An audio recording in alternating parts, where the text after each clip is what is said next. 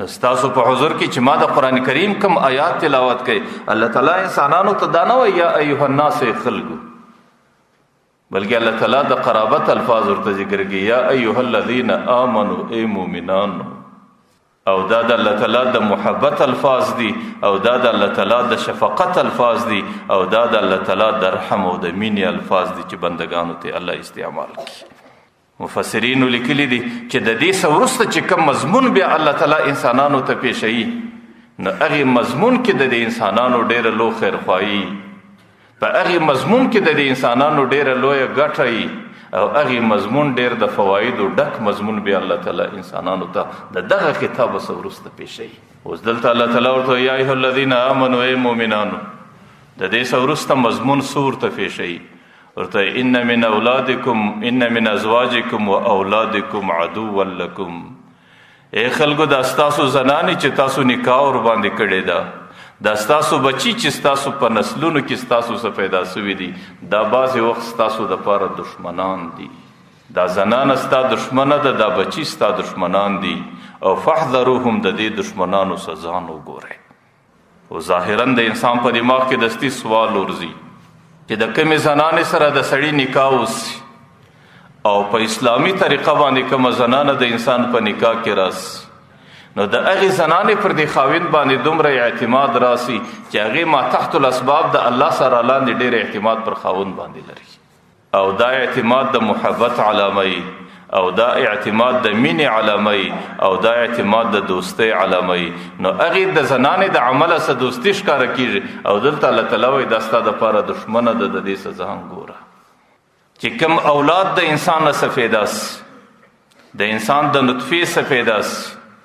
بیا خو د انسان د ټولو امیدونو مرکز هغه اولاد دي. که انسان ګرمي پر ځان تیروي، که یخ پر ځان تیروي، که انسان مشقت پر ځان تیروي، که انسان تکلیف پر ځان تیروي، د هغې غم ټوله د اولاد پر سر باندې اخیستی، او هغې اولاد هم په دنیا کې لویه سهاره د ځان دپاره خپل پلار ویني.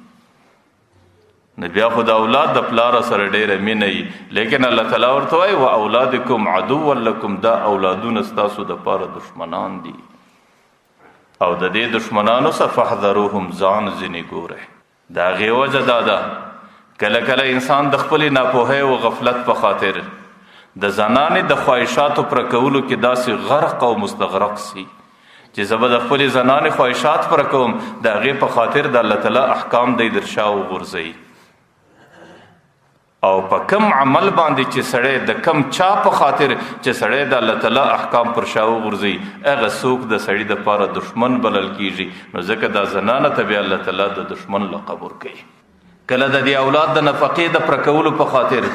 کله د اولاد د خواهشاتو پوره کولو په خاطر، کله د اولاد د تعلیم د فیس پوره کولو په خاطر انسان په دې دنیا ته داسې مستغرق ورشوسي چې بیا نه حلال پیژني، نه حرام پیژني، نه جایز پیژني، نه ناجایز پیژني، نه روا پیژني، نه ناروا پیژني. بس چې څه لاس له رالو راځي در زوی او در اولاده پورې رارسوي. نو په دې شکل بیا د اولاد د الله تعالی د دوري سبب ګرځي، انسان د الله تعالی څخه لرې کوي. او کم عمل، کم ذات او کم شخص چې د هغې په خاطر انسان په غفلت کې راځي، د الله تعالی څخه لرې کېږي، دا یقینا هم د انسان دپاره دشمن بلل کېږي.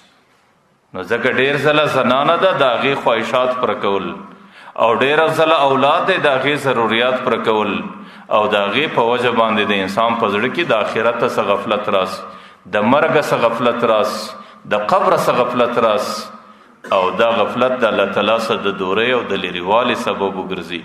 او د الله تعالی څخه لرېوالی او دوري دا د انسان د منزل په مخ کې رکاوټ جوړ سي. او کم شی چې د انسان د منزل د رسیدلو په مخ کې رکاوټ وي، هغې په حقیقت کې د انسان دپاره دشمن بلل کېږي. ځکه الله تعالی ورته دا زنانې هم دشمنانې دي، او دا اولاد هم دشمن دی، او د دې دشمنانو څخه به ځان ګورئ.